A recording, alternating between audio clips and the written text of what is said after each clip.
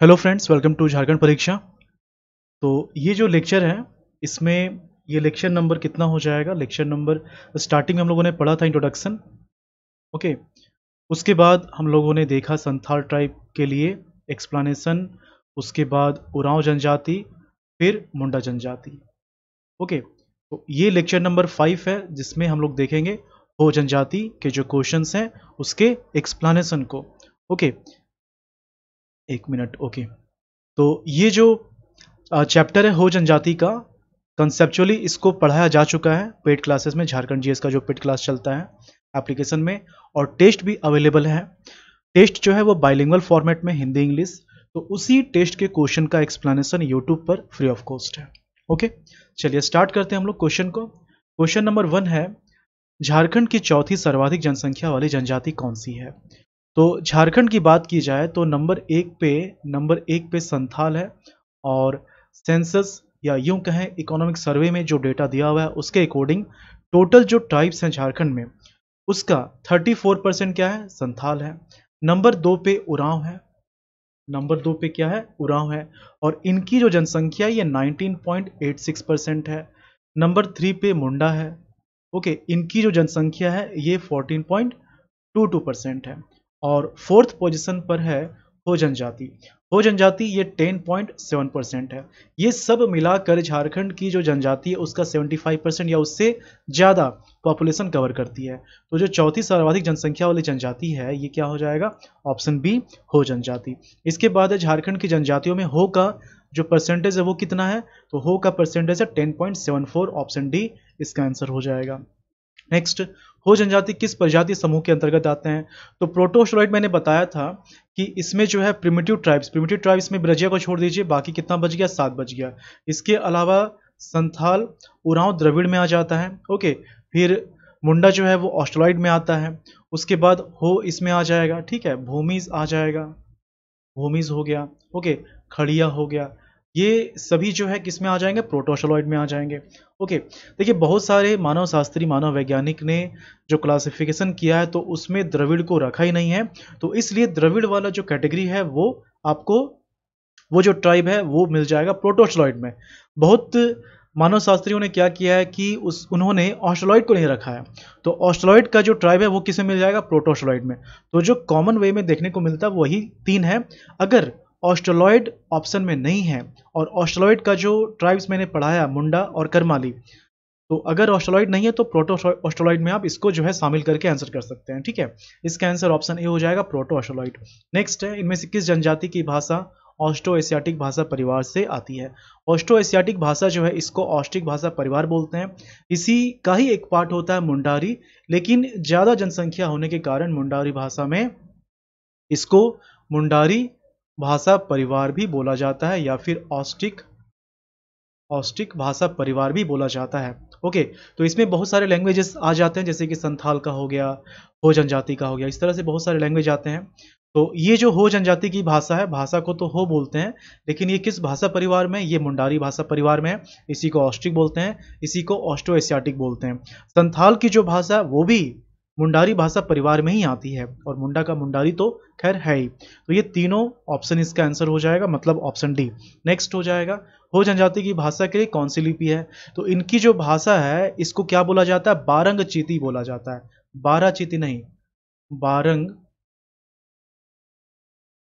बारंग चीती लिपि। ओके, तो ये जो लिपि है इसका आविष्कार किसने किया? इसका आविष्कार किया है लोकोबोद्रा ने।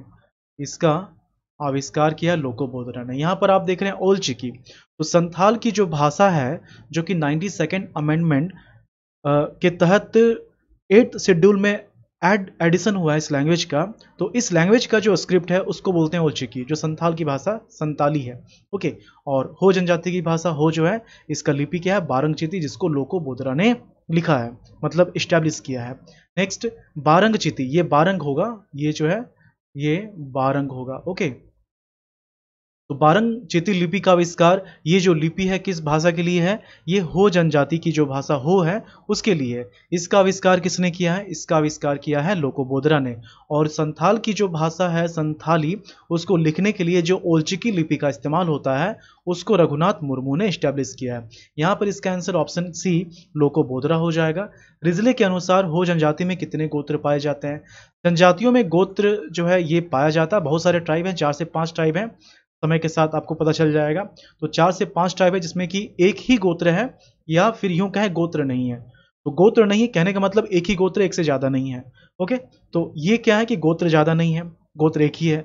दूसरा कैटेगरी आता है कि गोत्र तो है, एक से ज्यादा गोत्र तो है, लेकिन उस गोत्र का जो है प्रतीक चिन्ह वो नहीं है। कहने का मतलब क्या हुआ? टोटम नहीं है।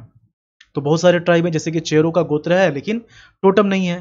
तो किसका टोटम है, किसका नहीं है, किसमें कितना गोत्र है, ओके, ये सब लगभग में आपको याद रखना चाहिए, खासकर जो मेजर ट्राइब्स हैं। तो गोत्र जो है हो जनजाति, ये टोटमिक गोत्र होता है, टोटम की पूजा की जाती है। और हो जनजाति में जो गोत्र है वो अगर रिजले के अनुसार देखा जाए, अगर रिजले का यहाँ पर रेफरेंस लिया जाए तो 46 आंसर हो जाएगा। ऑप्शन सी क्या हो जाएगा? 46 हो जाएगा। ओके, ये चीज आपको ध्यान देना है। रिजले के अनुसार कितना हो जाएगा? 46 हो जाएगा। ओके, और ऐसे जो है 80 से ज़्यादा मिलता है। ठीक है, ऐसे जो है लगभग 80 के आसपास है। और रेफरेंस अगर रिजले रहेगा तो कितना आंसर हो जाएगा इसका? 46 हो जाएगा। ओके, चलिए आगे बढ़ते हैं। इसका नेक्स्ट है, इनमें से कौन सा हो जनजाति में, यहाँ पर ये कटा हुआ है, हो ट्राइब में कौन सा विवाह सर्वाधिक प्रचलित है? ओके ओके, एक मिनट। चलिए, तो यहाँ पर विवाह की बात हो रही है। तो हो जनजाति में मेनली 5 तरह का विवाह पाया जाता है। तो 5 तरह का जो विवाह है मैंने आपको समझाया था, जो कैटेगरी होता है, जैसे कि अरेंज मैरिज हो गया। तो अरेंज मैरिज में जो विवाह है उसको क्या बोलते हैं? उसको बोलते हैं आदि विवाह। आदि एक्चुअली नहीं होता, ये होता है आंधी, ये आंधी होता है। ठीक है, तो ये हो गया आंधी विवाह, ये अरेंज मैरिज है। और ट्राइब्स में जो अरेंज मैरिज होता है ये सबसे ज़्यादा प्रचलित होता है, सर्वश्रेष्ठ माना जाता है। ओके, तो हो जनजाति में ही ऐसा है, हो जनजाति में भी ऐसा ही है। तो ये जो विवाह होता है इसमें क्या है कि मेडिएटर के माध्यम से विवाह संपन्न किया, मतलब विवाह तय होता है। और याद रखिएगा कि जो विवाह का प्रस्ताव है ये हमेशा वर पक्ष के द्वारा ही वधु पक्ष के समक्ष लाया जाएगा। ओके, ये आंधी हो गया जो कि अरेंज मैरिज का टाइप होता है। दूसरा जो होता है वो होता है दीकू, ये एक फेमस है। दीकू जो होता है ये हो जनजाति का जो समाज है उसके बाहर किया जाता है, और ज़्यादातर वैसे इलाके में जो हिंदू बहुल इलाका है या फिर शिक्षित है हो जनजाति में, हालांकि शिक्षा की कमी है, तो वैसे में ये दीकू विवाह देखने को मिलेगा। और इसमें जो विवाह संपन्न करवाया जाता है ये हिंदू पुरोहित के द्वारा, मतलब ब्राह्मण के द्वारा विवाह संपन्न करवाया जाता है। ओके, दीकू हो गया। फिर अपोर्तिपी है, राजी खुशी है, अनादर है, अनादर को आदर भी बोलते हैं। यहाँ पर इसका आंसर हो जाएगा ऑप्शन डी आदि विवाह। नेक्स्ट है, हो जनजाति में कौन सा विवाह हरण विवाह का प्रकार है? तो हरण विवाह जो है इसमें क्या होता है कि वर के द्वारा वधु का अपहरण कर लिया जाता है। ओके, तो अलग अलग ट्राइब्स में अलग अलग नाम है और थोड़ा सा डेफिनेशन भी चेंज हो जाता है। ओके, तो इसमें क्या है, जो हो जनजाति है जो हरण विवाह होता है इसको बोलते हैं अपोर्तिपी। ओके, यहाँ पर ऑप्शन डी अपोर्तिपी विवाह जो है इसमें वर के द्वारा कन्या का अपहरण करके विवाह संपन्न करवाया जाता है। इसी का अगर बोला जाए संथाल में, तो संथाल में सेम ऐसा तो नहीं है। इतुत बापला आपने सुना होगा, इतुत बापला में क्या होता है कि वर के द्वारा एक ओकेजन पर, सही ओकेजन पर जो कन्या है उसके मांग पर सिंदूर भर दिया जाता है। तो वो हरण की कैटेगरी में आप समझ सकते हैं उसको, इतुत बापला संथाल में। इसका आंसर ऑप्शन डी अपोर्तिपी हो जाएगा। नेक्स्ट, हो जनजाति में कौन सा विवाह है जिसमें वधु के द्वारा वर के घर में विवाह से पहले बलात् प्रवेश किया जाता है? तो ये जो आप देख रहे हैं यहाँ पर, देखिए हमेशा क्या होता है, ये जो हट विवाह है, हट विवाह में क्या होता है, जो लड़की है वो लड़का के घर में, मतलब सास ससुर का जो घर है, जो ससुराल है, जो कि हुआ नहीं है, ओके, होने वाला ससुराल जो है यहाँ पर ये जबरन रहना शुरू कर देती है, प्रताड़ित भी खुद को करती है और सास ससुर की सेवा भी करती है, मतलब बहू का सारा फर्ज निभाएगी। अब कितना भी जो है इसको भगाया जाए, ये जाएगी नहीं। तो इसमें क्या होता है, फाइनली जो पंचायत है या फिर पड़ोसी है उसके हस्तक्षेप के बाद अगर विवाह संपन्न किया जाता है तो इसको बोलते हैं हठ विवाह। अब इसका नाम अलग अलग ट्राइब्स में अलग अलग है, जैसे कि ये जो है संथाल में इसको क्या बोलते हैं, निर्बोलक बोलते हैं। लेकिन इसी चीज को हो जनजाति में क्या बोलते हैं, इसको या तो आदर बोलेंगे या फिर अनादर बोलेंगे, अनादर या फिर आदर बोलेंगे। ओके, इसका आंसर क्या हो जाएगा, ऑप्शन बी हो जाएगा। नेक्स्ट, हो जनजाति में युवागिरी को क्या बोलते हैं, तो युवागिरी जो होता है यहाँ पर जो जनजाति से संबंधित रीति रिवाज है, परंपरा, वो सिखाया जाता है बच्चों को। युवक और युवतियों के लिए अलग अलग होता है। तो हो जनजाति में जो युवागिरी होता है वो गीती ओढ़ा होता है। क्या होता है, गीती ओढ़ा। और मुंडा में भी यही होता है, ओके, असुर में भी यही होता है। घोटुल जो है, घोटुल जो है ये किस में होता है, संथाल में होता है। धुम कुड़िया जो है ये किस में होता है, ये उरांव में होता है। इसका आंसर ऑप्शन बी गीती ओढ़ा हो जाएगा। हो जनजाति में गोनोंग का संबंध किससे है, इसमें जो विवाह होता है तो विवाह में आप याद रखिएगा कि जब भी अरेंज मैरिज होगा, हो जनजाति में जो अरेंज मैरिज है क्या कहलाता है, आंधी कहलाता है। ओके, यही चीज उरांव में आपने पढ़ रखा है। उरांव में क्या बोलते हैं, इसको आयोजित बोलते हैं। संथाल में इसको सदाई बापला बोलते हैं या किरिंग बापला बोलते हैं। ओके, तो इसमें क्या है कि वधु मूल्य देना अनिवार्य होता है। ओके, वधु मूल्य जो है देना अनिवार्य होता है। अब अलग अलग ट्राइब्स में अलग अलग नाम है। तो हो जनजाति में जो वधु मूल्य इसको गोनोंग बोलते हैं। और पोन आप याद रखिएगा, कॉमन में पोन जो है ये कॉमन में है। ओके, सभी जगह पोन बोला जाता है। जो दूसरा नाम है वो आप याद रखिएगा, तो गोनोंग हो गया। कहीं कहीं कुरी गोनोंग टाका भी बोला जाता है, क्योंकि मुंडा का ही तो अंश है हो जनजाति और कुछ नहीं, मुंडा का ही वंश है। ओके, मुंडा का ही एक पार्ट है। जब उरांव का आगमन हुआ था झारखंड के क्षेत्र में, तब हो जनजाति जो है ये कोल्हान के क्षेत्र में बस गई थी। तो गोनोंग आप याद रखिएगा, गोनोंग क्या है, ये वधु मूल्य है। ओके, इसमें जो ग्राम का प्रधान होता है वो मुंडा कहलाता है। और कुछ गांव को मिलाकर, 5 से 10 गांव को मिलाकर जो अंतर ग्रामीण व्यवस्था बनती है उसको बोलते हैं पीढ़ी या पढ़ा। और उसका जो हेड होता है वो मानकी कहलाता है। ऑप्शन सी यहाँ पर इसका आंसर हो जाएगा। नेक्स्ट है, हो जनजाति में ग्राम का प्रधान कौन होता है, तो ग्राम का प्रधान जो होता है वो मुंडा होता है। जबकि कुछ गांवों को मिलाने के बाद जो व्यवस्था बनती है उसको पीढ़ बोलते हैं, पढ़ा बोलते हैं। उसका जो हेड होता है वो मानकी बोलते हैं। मुंडा मानकी व्यवस्था इसके शासन प्रणाली को कहते हैं, जिसको विल्किंसन के द्वारा मान्यता भी दिया गया है। ओके, ये चीज हो गया। इसका आंसर ऑप्शन ए, ठीक है। और पीर पंच जो होता है ये न्यायिक प्रधान होता है। न्यायिक प्रधान होता है पीढ़ का या पढ़ा का। और इसका जो धार्मिक प्रधान होता है उसको दिवरी बोलते हैं। Option A Munda. नेक्स्ट है, हो जनजाति में गांव के प्रधान का सहायक जो है, गांव का प्रधान कौन हो गया, मुंडा। इसका जो सहायक है वो क्या हो जाएगा, डाकवा हो जाएगा।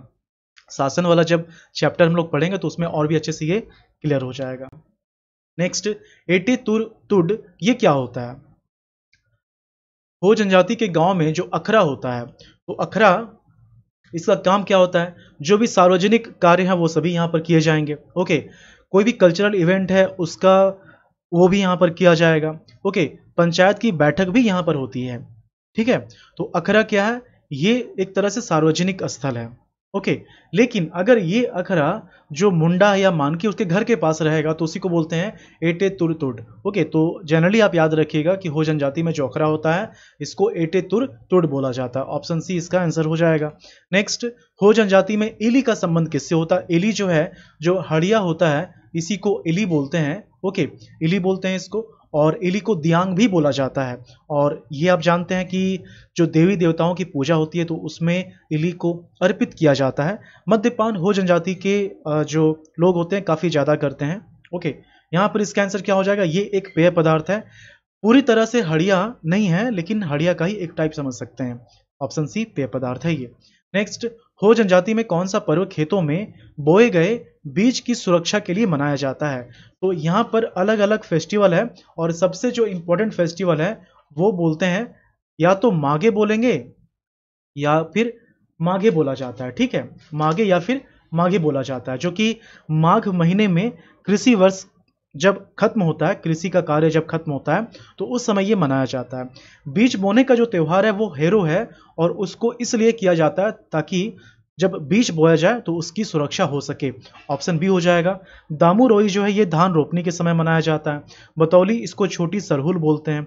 माघे ये सबसे इंपॉर्टेंट फेस्टिवल हो गया हो जनजाति में। इसका आंसर ऑप्शन बी हेरो हो गया। नेक्स्ट, हो जनजाति में किस प्रकार की भूमि को अधिक उपजाऊ माना जाता है? 3 तरह की भूमि है, ओके, बेड़ो, वादी और गोड़ा। तो गोड़ा जो है ये कम उपजाऊ होता है और इसमें जो मोटे अनाज होते हैं उसकी फसल की जाती है और ये अधिक उपजाऊ होता है। शायद मैंने कंसेप्चुअल क्लास में बेड़ो को बताया था। बेड़ो ये क्या है, घर के पास वाली जो जमीन होती है जहाँ पर सब्जी वगैरह उगाया जाता है उसको बोलते हैं बेड़ो। लेकिन बेड़ो से भी ज़्यादा जो उपजाऊ है वो वादी है। तो ये आप देख लीजिएगा, थोड़ा करेक्शन कर लीजिएगा। तो सबसे ज़्यादा जो उपजाऊ है वो वादी है, ओके, और इसमें धान की खेती की जाती है। इसका आंसर क्या हो जाएगा? ऑप्शन बी हो जाएगा। नेक्स्ट, हो जनजाति में सर्वप्रमुख देवता जो है वो सिंहबोंगा होते हैं। ओटी बोड़म, ओटी बोड़म क्या होता है? ओटी बोड़म जो होता है ये क्या होता है, जो क्या बोलते हैं, जो धरती माता है, धरती माता या पृथ्वी देवता भी बोला जाता है। पृथ्वी देवता देवी जो है उनको ओटी बोड़म बोला जाता है, ओके। इसका आंसर ऑप्शन बी हो जाएगा, सिंहबोंगा। नेक्स्ट, हो जनजाति में धार्मिक प्रधान को क्या कहते हैं? द्यूरी कहते हैं। क्या बोलते हैं? द्यूरी कहा जाता है धार्मिक प्रधान को। नेक्स्ट, आदिक का संबंध किससे है? हर हो जनजाति के घर में एक स्थल होता है, पवित्र स्थल, जिसको पूजा स्थल भी बोलते हैं। तो ये जो पूजा स्थल होता है इसी को बोलते हैं अधिक। इसको या तो अधिक बोलेंगे, ठीक है, इसको जो है या तो अधिक बोला जाता है। एक और नाम मैंने बताया था, इसका जो नाम है इसका जो नाम है ये आंधी स्थल बोला जाता है। इसको अधिक या फिर आंधी स्थल बोला जाता है। तो ये जो स्थल है ज्यादातर देखा जाता है कि रसोई घर के कोने में होता है और यहाँ पर पूर्वजों का वास होता है, ऐसी मान्यता है, ठीक है। तो ये क्या है? ये एक पवित्र स्थल के रूप में जाना जाता है। नेक्स्ट, हो जनजाति में पहाड़ देवता को क्या बोलते हैं? तो यहाँ पर देखिए, जो नागे देवता है, ओके, सर्प देवता जो होते हैं उनको नागे बोंगा बोला जाता है। क्या बोला जाता है? नागे बोंगा। मरांग बुरु जो है ये पहाड़ देवता है, ये पहाड़ देवता है। पाहुई देवता, पाहुई बोंगा, तो ये क्या है? ये ग्राम देवता है। ये क्या है? ये ग्राम देवता है। देसावली बोंगा जो है, देसावली, ये वर्षा देवी है, ये वर्षा देवी है। इसका आंसर क्या हो जाएगा? जो पहाड़ देवता है ये हो जाएगा मरांगबुरु, ऑप्शन बी। नेक्स्ट, हो जनजाति में पृथ्वी देवता या फिर देवी को क्या बोला जाता है? तो जो वर्षा देवी है वो देसावली और जो पृथ्वी देवी या देवता है उसको क्या बोला जाता है? उसको बोला जाता है ओटी बोड़ोम। क्या बोला जाता है? ओटी बोड़ोम, ऑप्शन बी। तो ये हो जनजाति के संबंध में 23 क्वेश्चन थे, ओके। इसका कंसेप्चुअल क्लास करवा दिया गया है पेड क्लास में, है ना। लगभग 50 मिनट का क्लास है, उसको आप अच्छे से समझ लीजिएगा। और आपने अगर नहीं देखा है तो अब देख लीजिएगा उसको, ठीक है, वो पेड क्लासेस में है। इसके बाद क्या है, एक मिनट, ठीक है। इसके बाद ये जो टेस्ट है, ये जो क्वेश्चन आप देख रहे हैं, तो इसका बाइलिंगुअल फॉर्मेट में टेस्ट अवेलेबल है एप्लीकेशन में, ओके।